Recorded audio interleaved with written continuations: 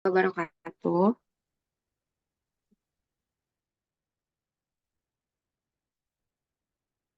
Oleh Ya, teman-teman, hari ini kita akan menyimak presentasi yang akan saya bahas itu tentang change management strategi atau strategi manajemen perubahan. Izin share screen terlebih dahulu.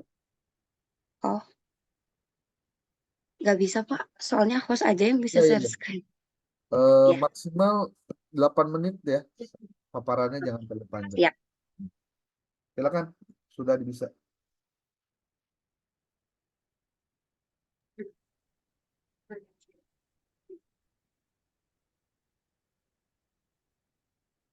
Ya, di sini tentang eh, strategi manajemen perubahan itu sendiri. Mungkin teman-teman sudah terbiasa mendengar tentang manajemen, tetapi memang di dalam manajemen juga terdapat beberapa strategi yang pada akhirnya dapat mengubah suatu permasalahan atau suatu apa ya kebiasaan di dalam lembaga itu sendiri.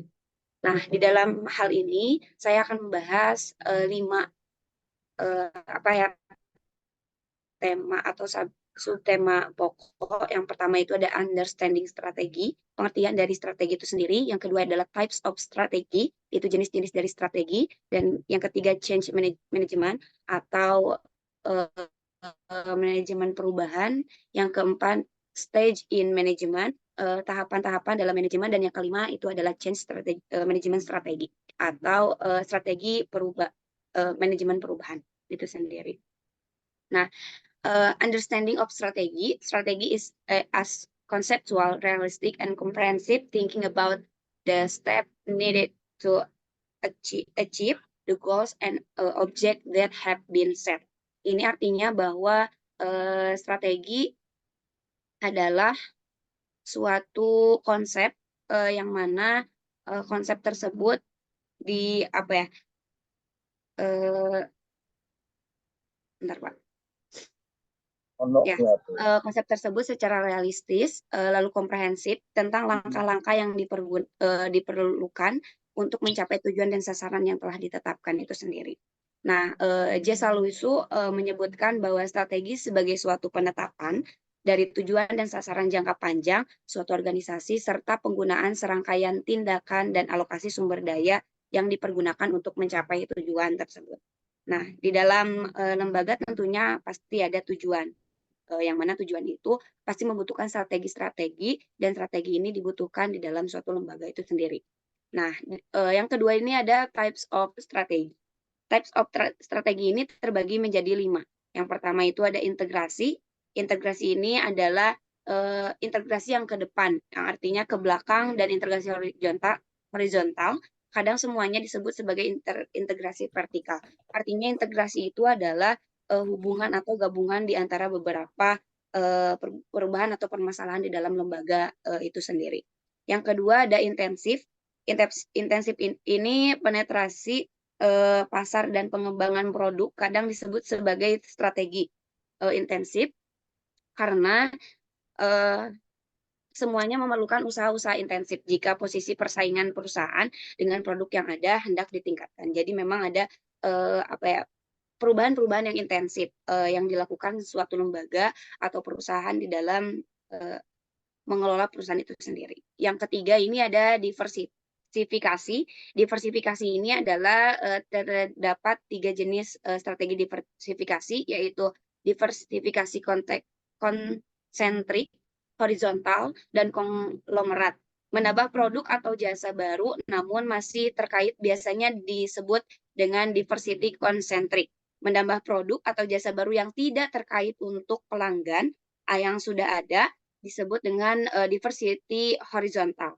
Menambah produk atau jasa baru yang tidak disebut diversifikasi konglomerat.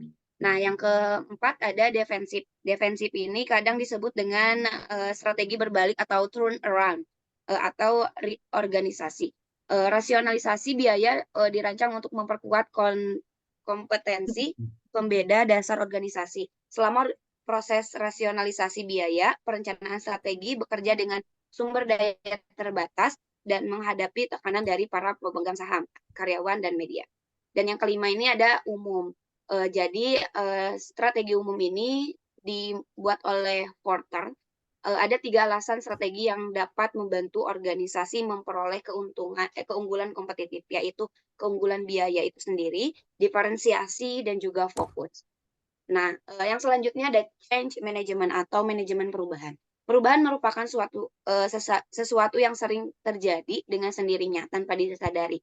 Perubahan mempunyai manfaat bagi kelangsungan hidup suatu lembaga atau organisasi. Tanpa adanya perubahan, maka usia organisasi tidak akan dapat bertahan lama.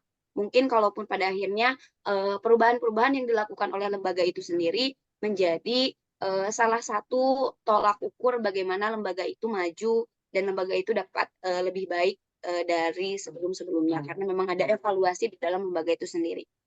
Perubahan bertujuan agar organisasi tidak menjadi statis, melainkan tetap dinamis dalam menghadapi perkembangan zaman. Tentu zaman juga berubah, jadi pada akhirnya suatu organisasi atau lembaga harus mengikuti zaman yang sedang berkembang itu sendiri. Kemajuan teknologi dan di bidang pelayanan kesehatan adalah peningkatan kesadaran pasien akan pelayanan yang berkualitas.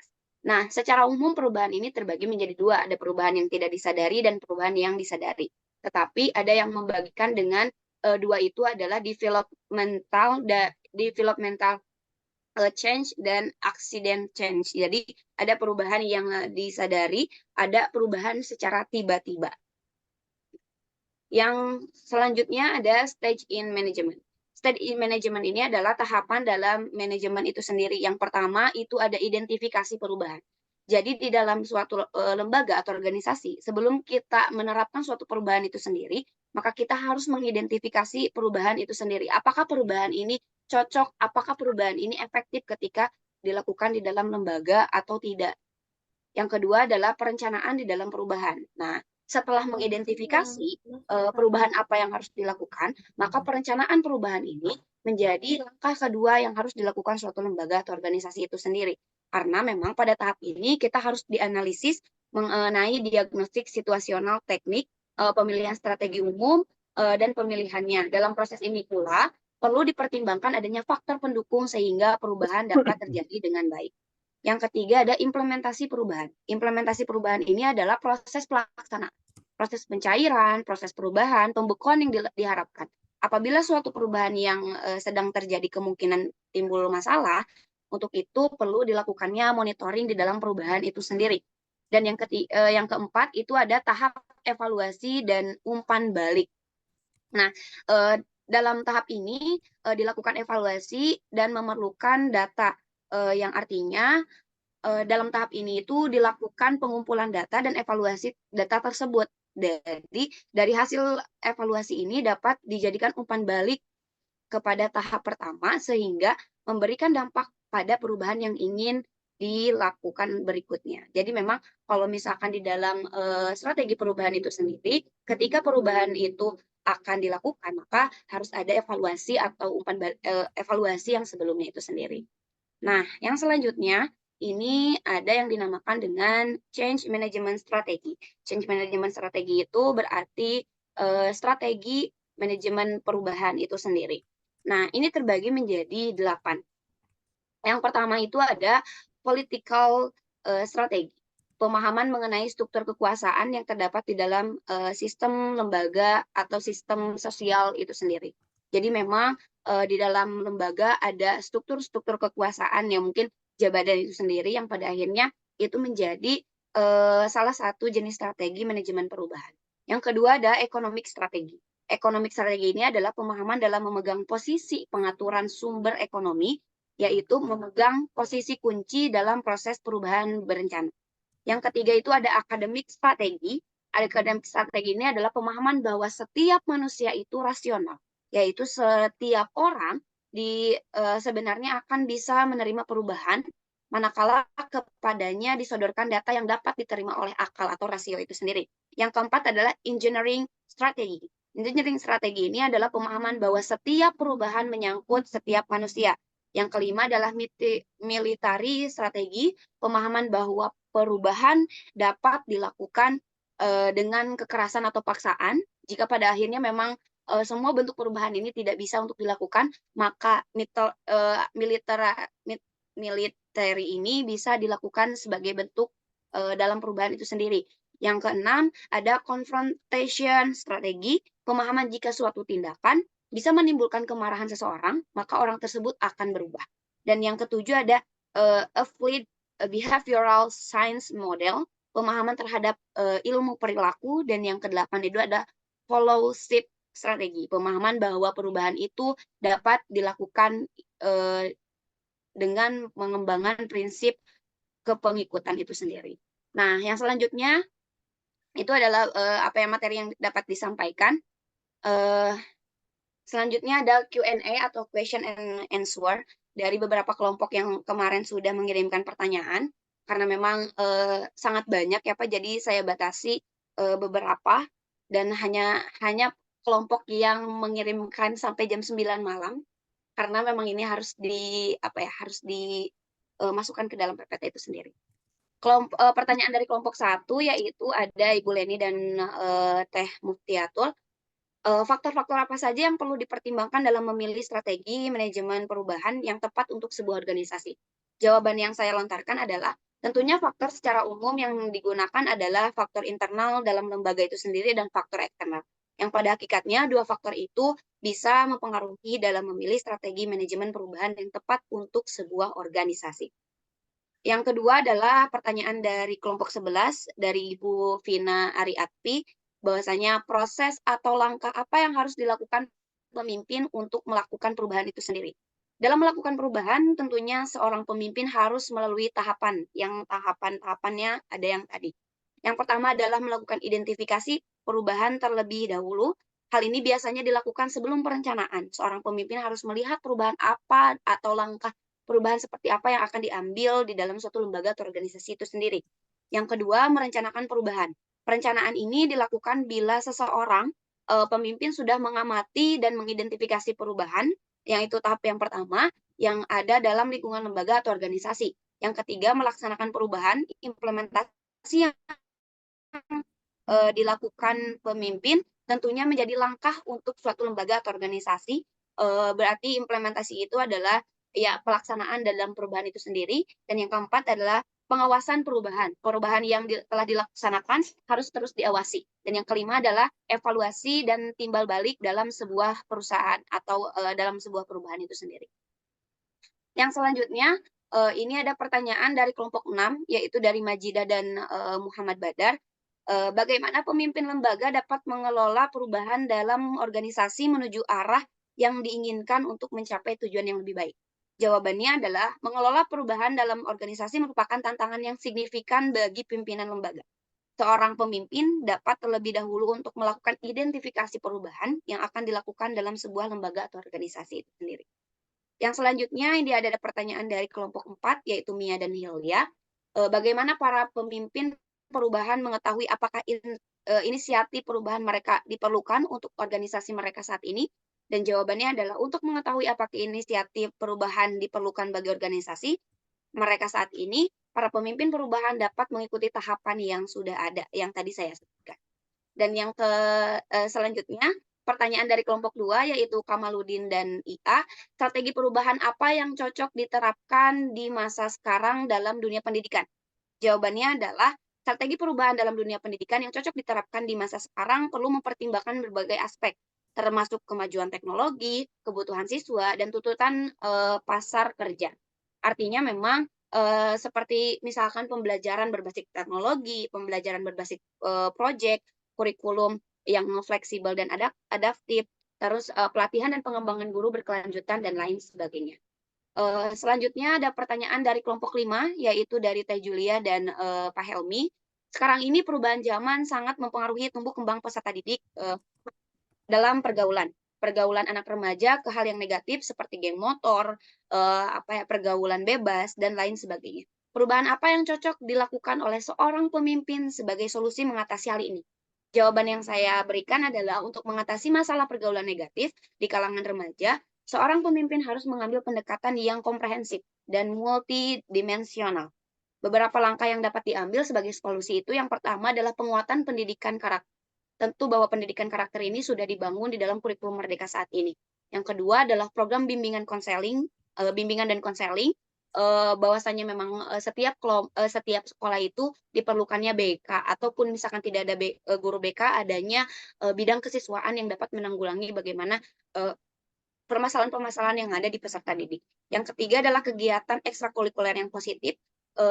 Yang keempat adalah kolaborasi dengan orang tua dan komunitas. Dan yang kelima adalah pendidikan seksual dan kesehatan reproduksi. Ini bisa menjadi salah satu kolaborasi juga di dalam komunitas. Artinya biasanya kalau misalkan untuk ke lembaga atau organisasi, biasanya di dalam pendidikan seksual ini diberikan oleh lembaga-lembaga yang sudah menjalankan kerjasama dengan dinas pendidikan seperti misalkan puskesmas terdekat atau misalkan klinik-klinik terdekat yang bisa untuk dipanggil dan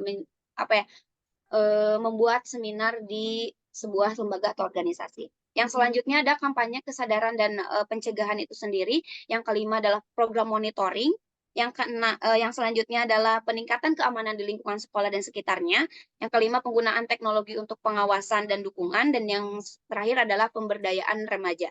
Jadi artinya kalau pada akhirnya kita menanggulangi pergaulan negatif di kalangan remaja, komunikasi dan kesibukan seorang peserta didik itu juga bisa atau misalkan harus diperhatikan oleh seorang guru. Yang selanjutnya ada pertanyaan, ini pertanyaan terakhir dari kelompok 12, yaitu Pak Miftah. Bagaimana cara yang efektif menghadapi tahap identifikasi perubahan? Jawabannya itu adalah menghadapi tahap identifikasi perubahan secara efektif memerlukan pendekatan yang terstruktur dan menyeluruh. Langkah-langkah yang dapat diambil untuk memastikan identifikasi perubahan dilakukan dengan baik. Yang pertama adalah analisis lingkungan dan situasi di lembaga atau organisasi tersebut. Biasanya memang lingkungan ini menjadi faktor eksternal di dalam suatu lembaga atau organisasi. Yang kedua adalah keterlibatan pemangku kepentingan. Yang ketiga adalah pengumpulan data dan informasi. Dan yang keempat adalah studi banding. Jadi pada akhirnya studi banding ini bisa kita bisa mengambil pelajaran atau kita bisa sharing dengan lembaga-lembaga atau organisasi-organisasi yang sudah berkolaborasi dengan kita. Dan yang kelima adalah analisis data. Yang keenam identifikasi masalah dan peluang. 7 pengembangan rencana. Dan yang kedelapan adalah komunikasi yang efektif. Gitu. Nah, untuk kesimpulan dari penyampaian yang saya sampaikan bahwasanya manajemen perubahan sebagai suatu proses yang sistematis untuk mempengaruhi perubahan pada orang, lembaga, atau organisasi saat sangat diperlukan terutama dalam peningkatan disiplin. Banyak faktor yang dapat menimbulkan perubahan terhadap lembaga tergantung kepada bagaimana pemimpin lembaga tersebut mengelola lembaga yang dipimpinnya menuju arah yang diinginkan. Sebab pada dasarnya perubahan adalah hal yang wajar dan bahkan hal yang pasti akan terjadi. Permasalahan adalah bagaimana menjadikan perubahan dimaksud menjadi peningkatan ke arah yang lebih baik. Dan untuk mewujudkannya diperlukan kemampuan manajerial seorang manajer dalam mengelolanya. Itu mungkin presentasi yang dapat saya sampaikan. Terima kasih. Wassalamualaikum warahmatullahi wabarakatuh.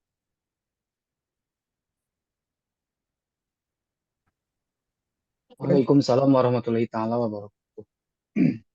Yang kelompok 7, silakan. Baik, izin sharing Pak. Ya.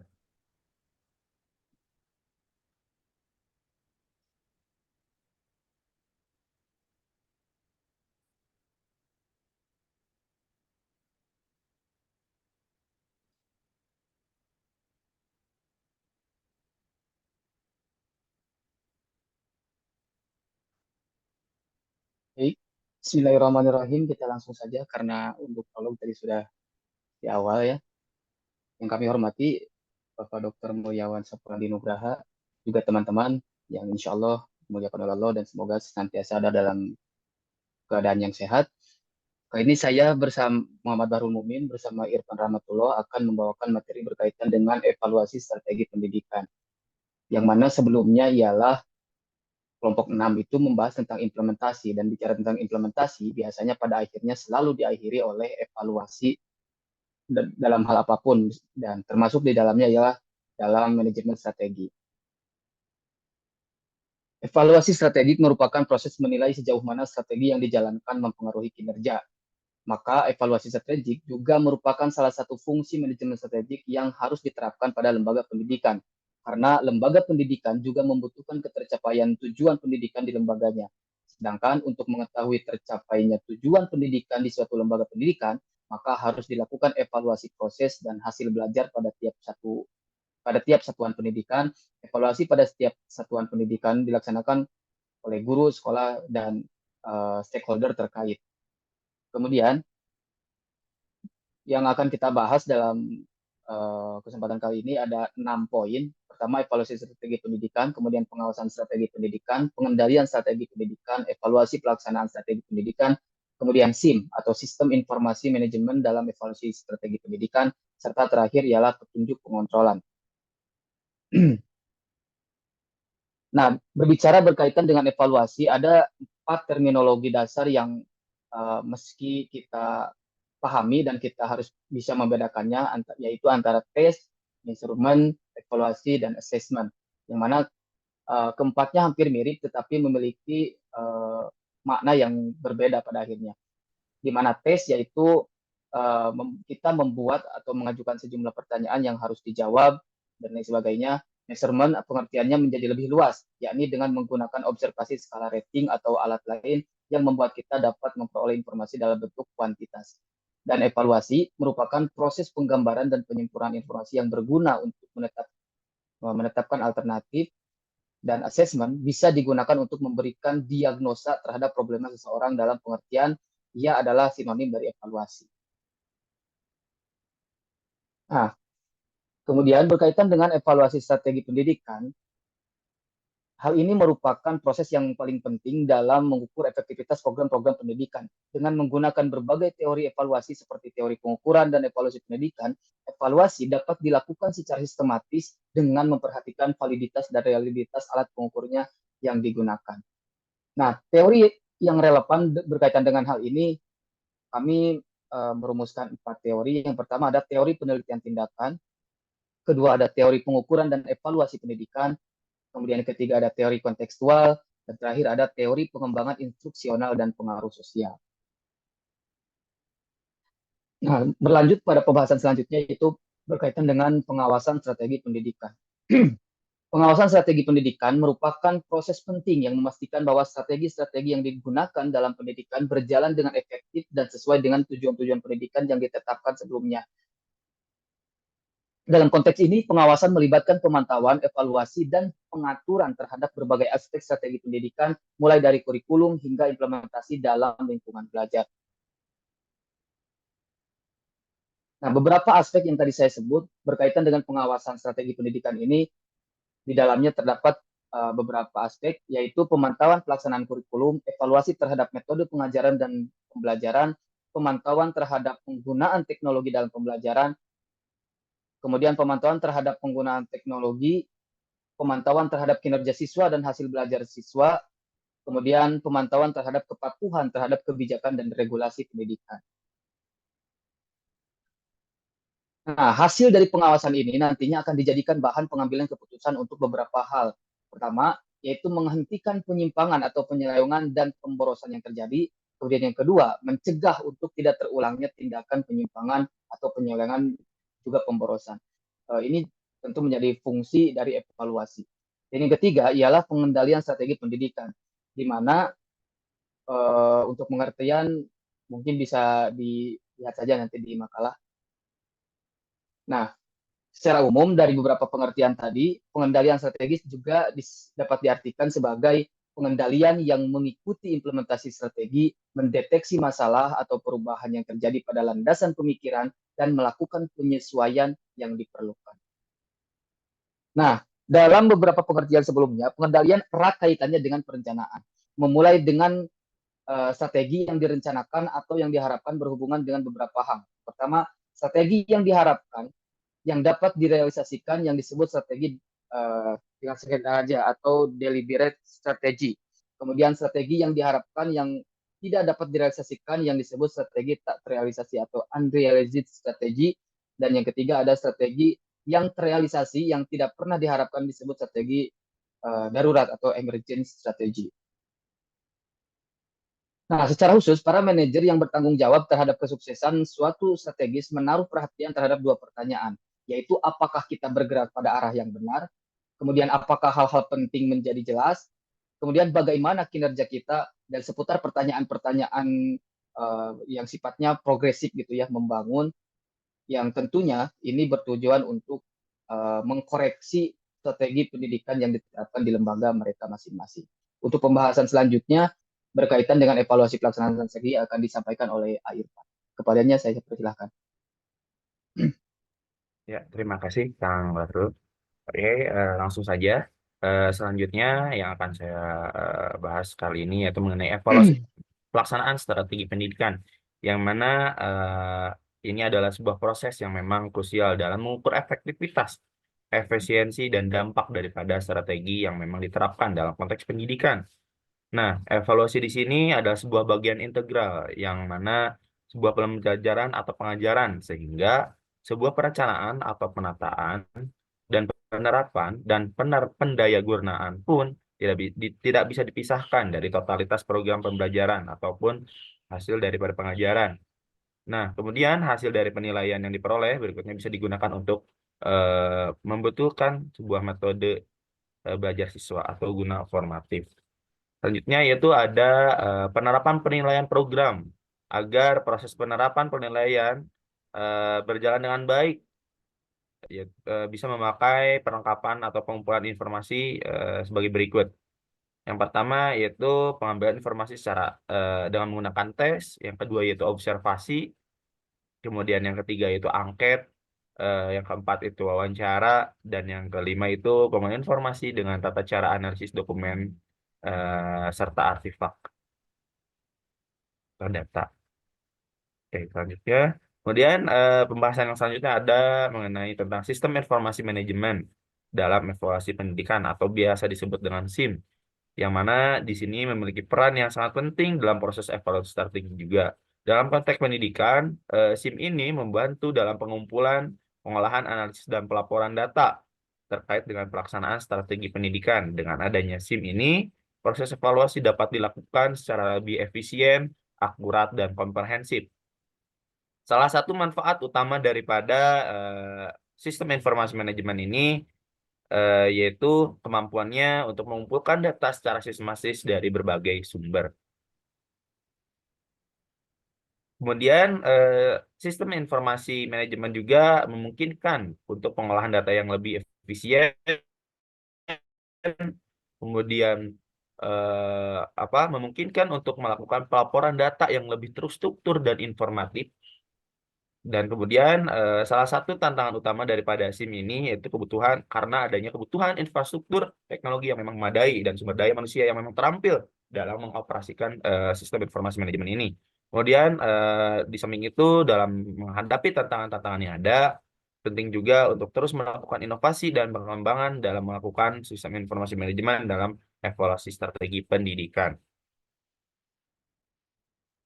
Next.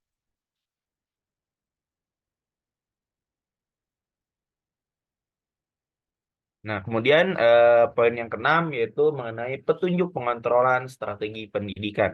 Nah, di sini adalah pengontrolan strategi pendidikan adalah suatu penentuan indikator kinerja yang relevan dan terukur, yang mana indikator kerja ini mencakup berbagai strategi pendidikan seperti pencapaian akademik siswa, penggunaan sumber daya, kepatuhan terhadap kebijakan, dan lainnya.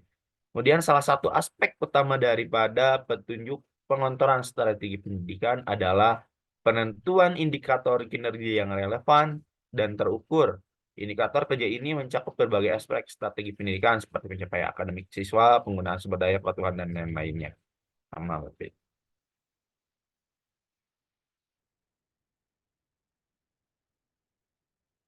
Kemudian dalam pengembangan petunjuk pengontrolan strategi pendidikan, ada beberapa prinsip yang memang ada, yaitu yang pertama, petunjuk haruslah jelas, komprehensif, dan mudah dipahami oleh semua pemangku kepentingan. Yang kedua, yaitu petunjuk haruslah fleksibel dan dapat disesuaikan dengan perubahan yang terjadi dalam lingkungan pendidikan. Yang ketiga, yaitu penting untuk melibatkan berbagai pemangku kepentingan dalam pengembangan dan implementasi petunjuk pengontrolan strategi pendidikan.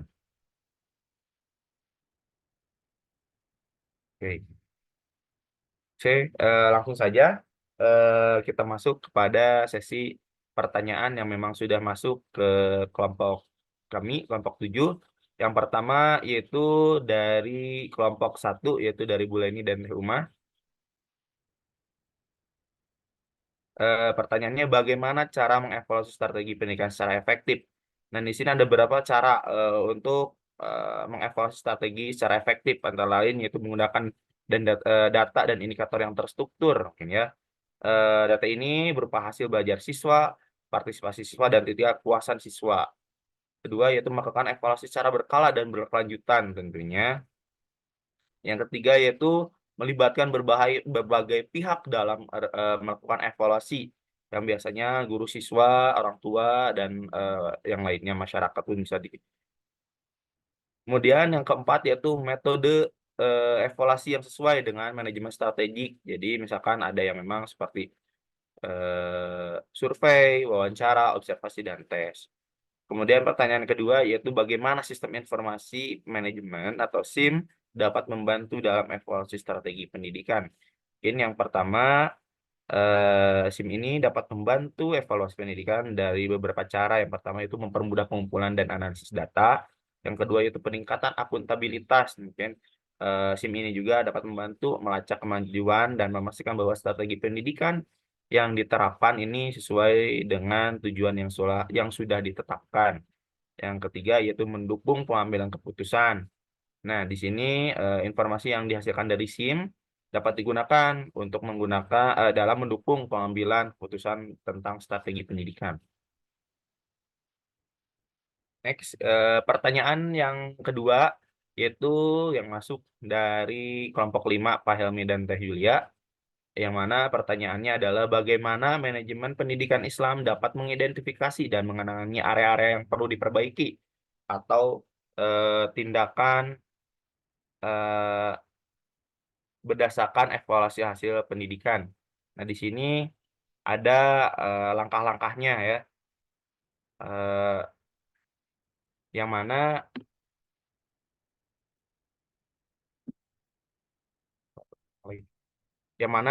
di sini ada pengumpulan data evaluasi, dan biasanya ada dari mulai hasil tes, penilaian, umpan balik dari siswa, dan umpan balik dari guru.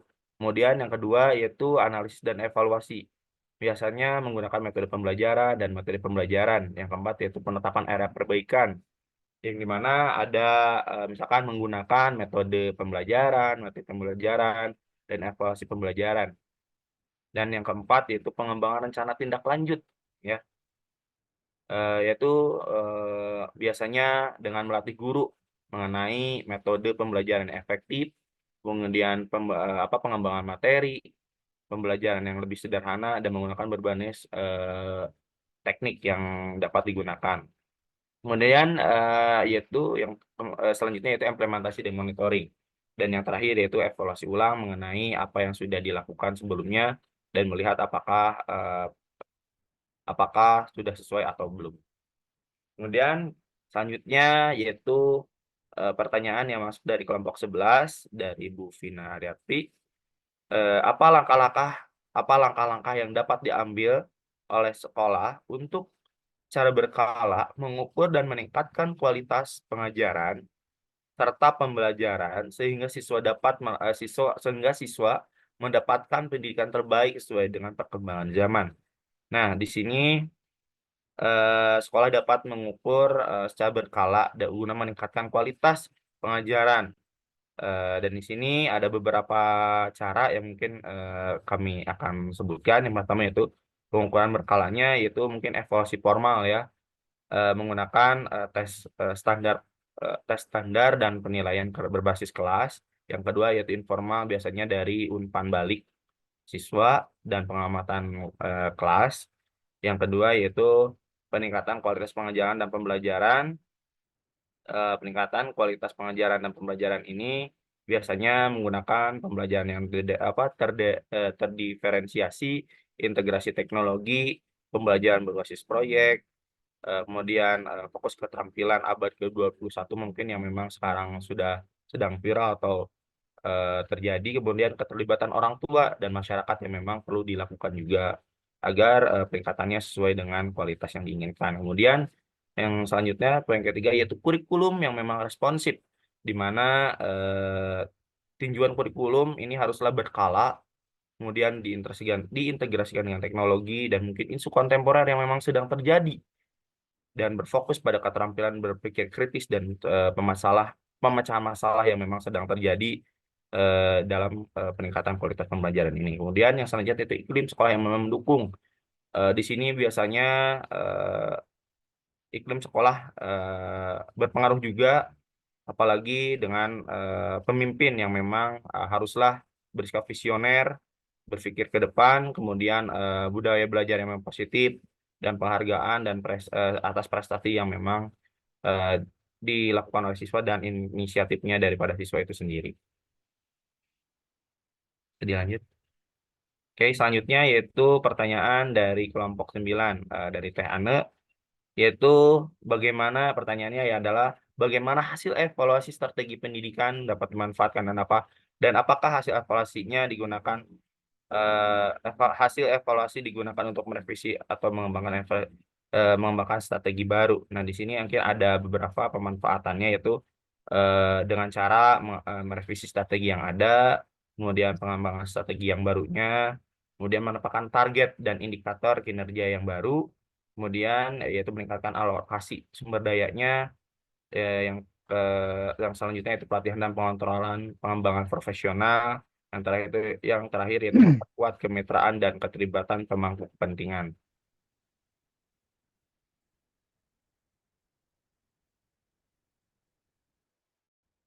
Dilanjut, Bang Baru. Ya, Enggak, silakan dilanjut. oh ya.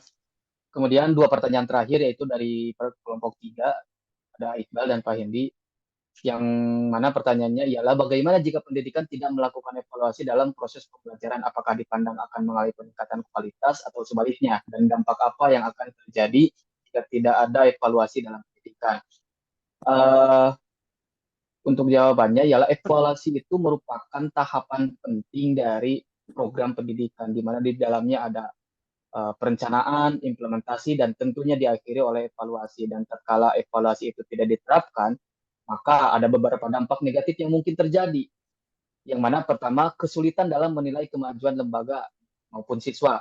Kemudian adanya penurunan kualitas pembelajaran karena tidak terstandarisasi. Kemudian tidak ada umpan balik untuk siswa maupun guru maupun lembaga yang dievaluasi. Kemudian kehilangan standar akademiknya, kemudian kurangnya motivasi dan kesulitan dalam perencanaan dan pengembangan kurikulum karena tidak ada acuan data dari hasil evaluasi yang telah dilakukan. Selanjutnya, pertanyaan dari kelompok 4, yaitu dari Teh Mia dan Teh Hilya. Pertanyaan, jika manajer salah dalam mengambil keputusan, maka akan menghancurkan perusahaan. Lalu bagaimana solusi jika manajer salah dalam mengambil keputusan, sebuah keputusan pasca pengevaluasian strategi? Yang menjadi jawaban dari kami ialah langkah-langkah yang harus dilakukan apabila terjadi kasus demikian, yaitu evaluasi dan analisis kesalahan, di mana di dalamnya kita melakukan identifikasi kesalahan dan refleksi apa yang sudah terjadi, kemudian perubahan dan penyesuaian strategi. Artinya, di dalamnya kita harus merevisi rencana, metode, tujuan, maupun implementasi dari perubahan yang sebelumnya telah dipersiapkan. Kemudian, membangun komunikasi yang terbuka. Artinya, transparansi juga masukan dari tim itu sangat penting untuk membangun solidaritas, juga kekompakan dari kinerja suatu lembaga sekolah. Kemudian manajemen risiko serta di dalamnya kontingensi dan diversifikasi risiko tentu harus dilibatkan. Kemudian pengambilan keputusan berdasarkan data. Dan lagi-lagi mungkin ini berkaitan dengan pertanyaan sebelumnya, maka evaluasi ini tuh penting gitu, agar mereka menemukan data untuk menjadi acuan bagaimana perbaikan untuk mereka ke depannya. Dan yang terakhir ialah penilaian kinerja yang berkelanjutan, di mana di dalamnya terdapat kegiatan memonitor serta meninjau serta menentukan KPI atau indikator dari pencapaian dari satu lembaga tersebut. Mungkin demikian pertanyaan dari kami. Selanjutnya kita simpulkan bahwasanya evaluasi strategi pendidikan merupakan proses yang penting dalam mengukur efektivitas program-program pendidikan. Begitupun pengawasan strategi pendidikan adalah proses penting yang memastikan bahwa strategi-strategi yang digunakan dalam pendidikan berjalan dengan efektif dan sesuai dengan tujuan-tujuan pendidikan yang ditetapkan. Karenanya, evaluasi strategi pendidikan merupakan proses yang penting dalam mengukur efektivitas program-program pendidikan, dan sistem informasi manajemen memiliki peran yang sangat penting dalam proses evaluasi strategi pendidikan. Dalam konteks pendidikan khususnya, SIM atau sistem informasi manajemen membantu dalam pengumpulan, pengelolaan, analisis, laporan data terkait dengan pelaksanaan strategi pendidikan. Demikian dari kelompok kami. Mohon maaf atas segala kekurangan. Terima kasih atas pertanyaan-pertanyaan. Terima kasih juga kepada Bapak. Wassalamualaikum warahmatullahi wabarakatuh. Waalaikumsalam warahmatullahi wabarakatuh.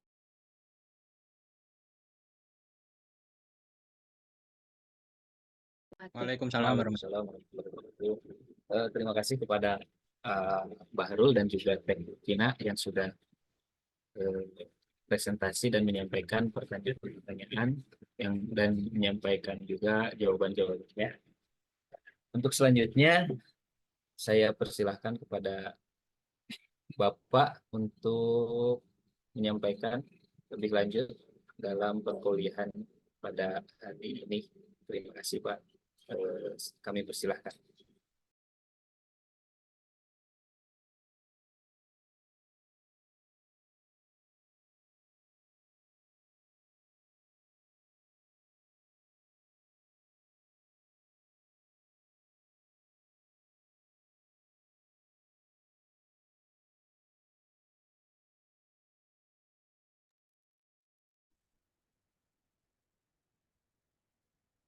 Halo, Ya, Pak.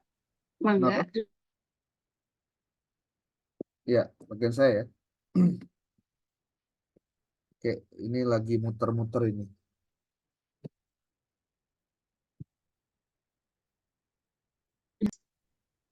Sekarang kedengar nggak suaranya? Halo? Ada, Pak. Ada, Pak. Ya, ini Ada, Pak. masalah jaringan. Mungkin masih agak ada sedikit masalah Trouble ya. Oke, jaringan, Pak. ya. Oke deh. Bapak Ibu, terima kasih sudah ada pada posisi kuliah secara online.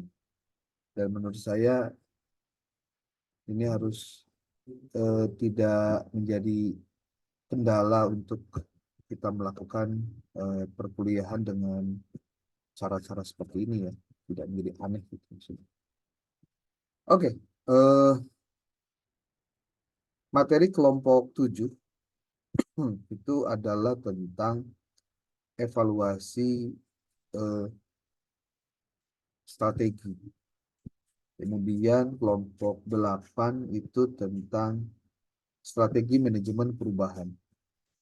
Hal-hal yang tadi sudah disebutkan terkait dengan evaluasi sebenarnya sudah pernah saya sampaikan di sesi minggu lalu, yang itu menjadi bagian dari proses manajemen itu sendiri. Saya coba review apa yang sudah pernah saya sampaikan di minggu lalu dengan menampilkan slide PowerPoint.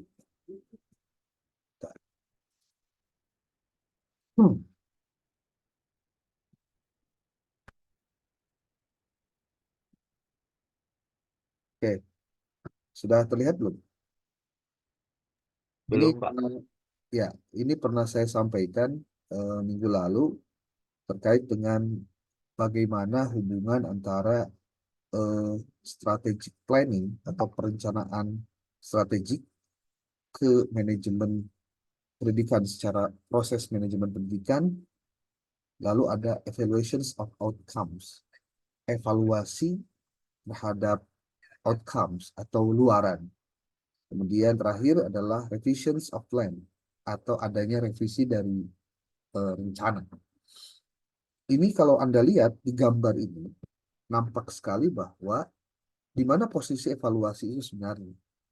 Kalau di lembaga pendidikan, evaluasi itu adanya pada posisi sebelum kita melakukan revisi dari rencana. Jadi kalau ditanya apa fungsi dari evaluasi, salah satunya sebagai alat ukur untuk melakukan proses revisi terhadap rencana-rencana yang akan datang.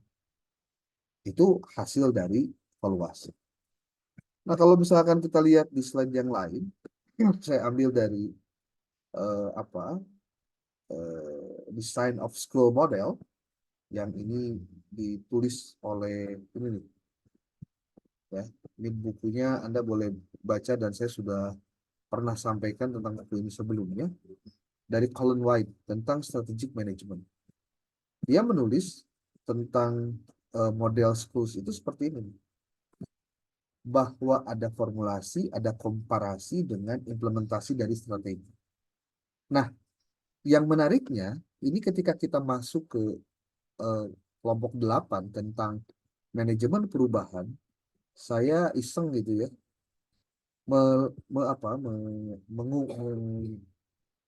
menghitung gitu. Di bukunya Colin White yang jumlah halamannya ada berapa ini? Kurang lebih 877. Kalau saya tulis kata change, ya, atau perubahan, itu jumlahnya lebih dari 1000, Pak.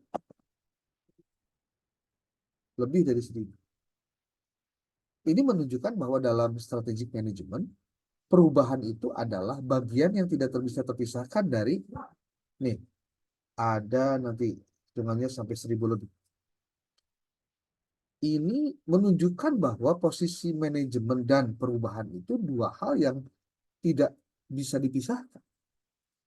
Di manajemen strategik, dievaluasi, itu kenapa terjadi hal-hal yang berkembang pada akhirnya, itu karena ada perubahan. Nih, Anda bisa lihat di sini, ini baru 800, 900 sekarang. Kemudian di 1053.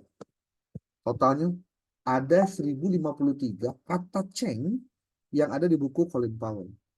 Ini bukan tanpa sembarangan. Saya juga membaca di bukunya Brian Fiedler yang Strategic Management for School Development, itu ada 270 kata change dari total halaman 193. Jadi lebih banyak kata change-nya daripada jumlah halamannya itu sendiri. Ini menunjukkan apa? Bahwa tadi, bahwa secara substansial yang namanya perubahan itu selalu menjadi bagian yang tidak terpisahkan dari proses manajemen strategi. Nah, ada hal-hal yang menurut saya perlu kita pelajari terkait change ini, karena itu tidak bisa dilepaskan dari aspek keberadaan dari lembaga atau organisasi yang ada pada saat ini. Coba kita lihat saja di sini.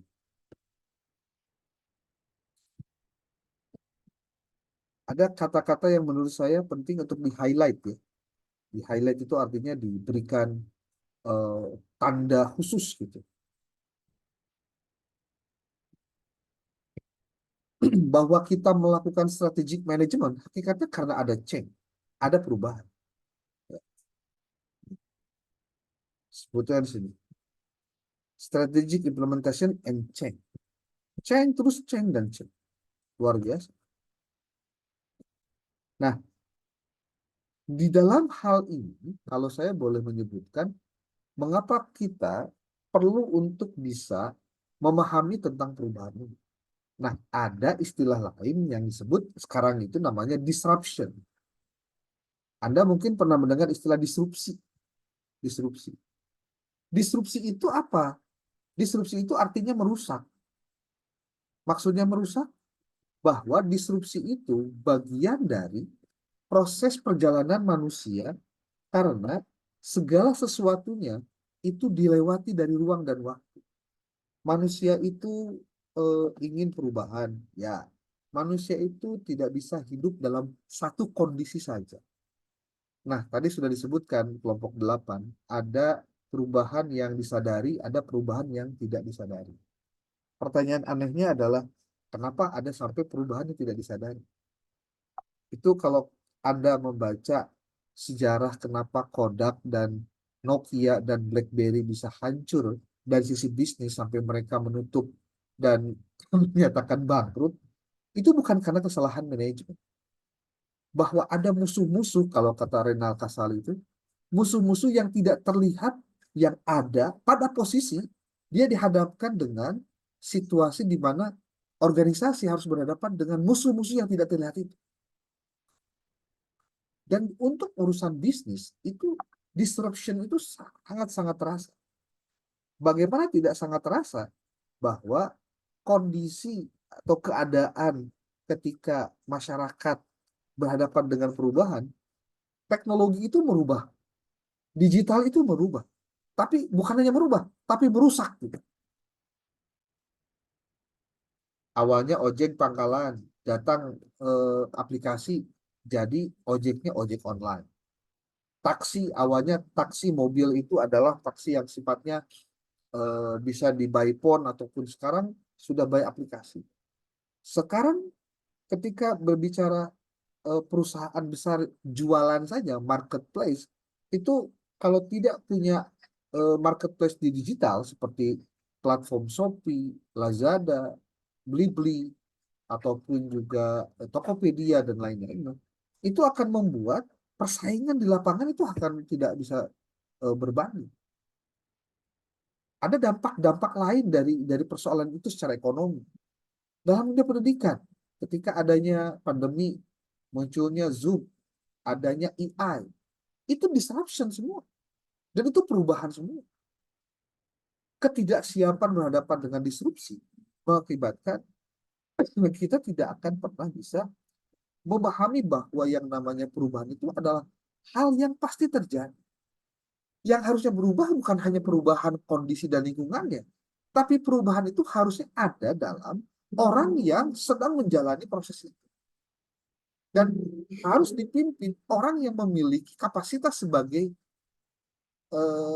kepemimpinan yang mengubah, kepemimpinan yang ada dalam proses perubahan. Jadi perubahan itu sebetulnya kalimat yang tidak harus diungkapkan oleh satu orang partai tertentu saja atau karena kandidat tertentu saja, tidak. Harus dilakukan perubahan karena kita berhadapan dengan perubahan itu sendiri. Gitu. Dan tadi sudah disebutkan, apa yang bisa dilakukan oleh organisasi, dalam hal ini bisnis ataupun juga lembaga pendidikan, ketika berhadapan dengan perubahan-perubahan itu.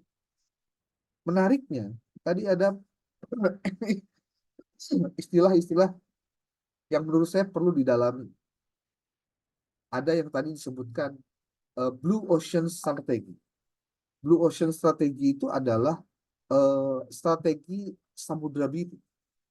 Jadi posisinya tidak menjadikan orang lain itu sebagai kompetitor, tapi orang lain itu sebagai kolaborator. Coba. Sekarang itu sudah tidak lagi cerita ada kompetitor sebetulnya. Karena apa? Karena ketika tidak ada kompetitor pun, yang terlihat maksudnya, pada posisi tertentu bisa jadi lembaga itu akan tewas, akan bangkrut, akan gulung tikar oleh hal-hal yang tidak terlihat. Gitu. Tidak terasa juga, tidak disadari juga. Dan kalau di perguruan tinggi sangat sangat nyata. Sebetulnya di lembaga pendidikan seperti sekolah juga terasa, tapi tidak begitu kentara. Karena masih dianggap sebagai lembaga dengan kewajiban mereka itu masuk di sana. Tapi kalau di perguruan tinggi, no. Kalau Anda baca aturan Lamdik contohnya, ataupun Ban PT terkait dengan akreditasi prodi, itu akan mendapatkan nilai baik jika itu dari sisi tren mahasiswa yang masuk itu naik terus. Sekarang pertanyaannya, bisakah kita berkompetisi dengan orang-orang yang mungkin kuliahnya tidak di lokasi kita, tapi dia kuliahnya di luar, tapi online contoh. Itu kan disrupsi juga. Di lembaga pendidikan, kita melihat persaingan itu sangat kental. Nah, ketika ada pemimpin yang tidak mau mengikuti perubahan itu, ya Anda harus sudah siap-siap. Lembaganya itu lamun cek Sundama ya istilah awet rajet. Paham ya awet rajet? Ada, tapi rusak gitu loh. Ya, bertahan tapi nggak bermutu. Gitu. Kenapa? Karena menganggap bahwa perubahan itu tidak sesuatu yang penting.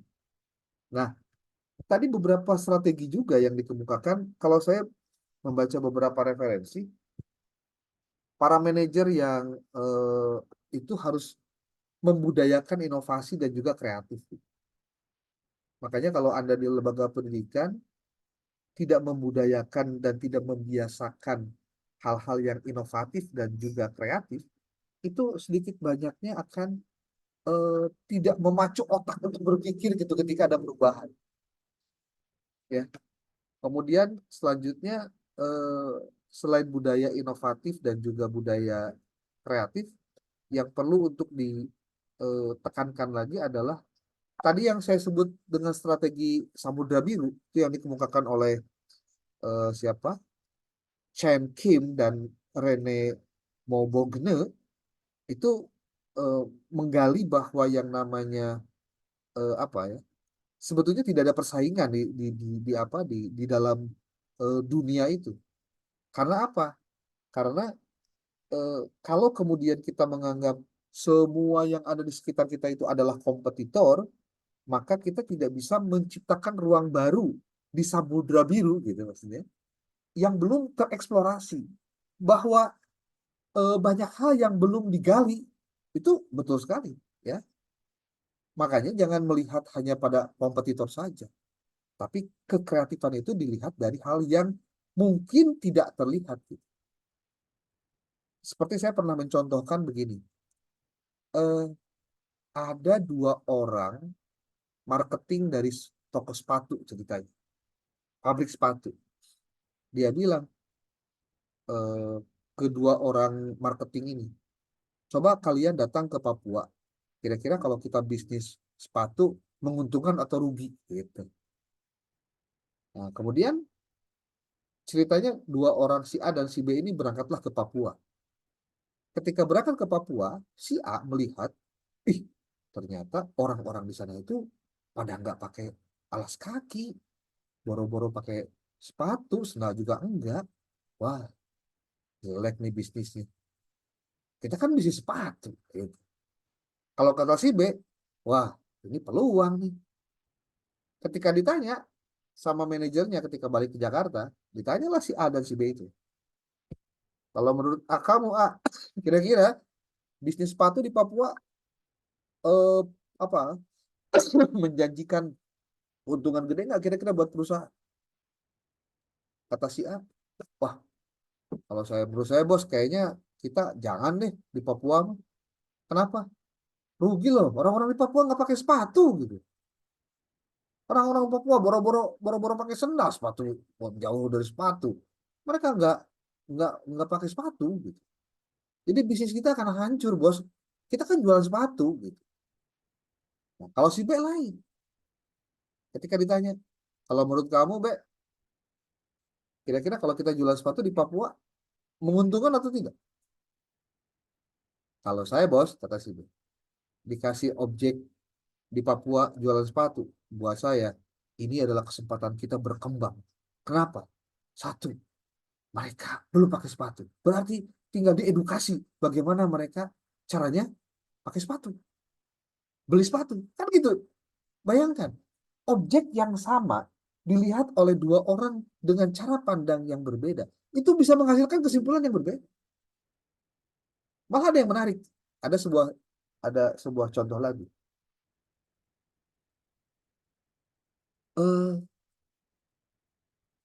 Sebuah perusahaan sisir, tahu sisir ya? Itu mereka ke marketingnya sampai men-challenge begini. Bisa nggak kamu jualan sisir ini ke kuil Shaolin? Kuil Shaolin. Bayangkan, ya biksu itu kan pada botak gitu. Sekarang jualannya jualan sisir. Kamu bisa nggak?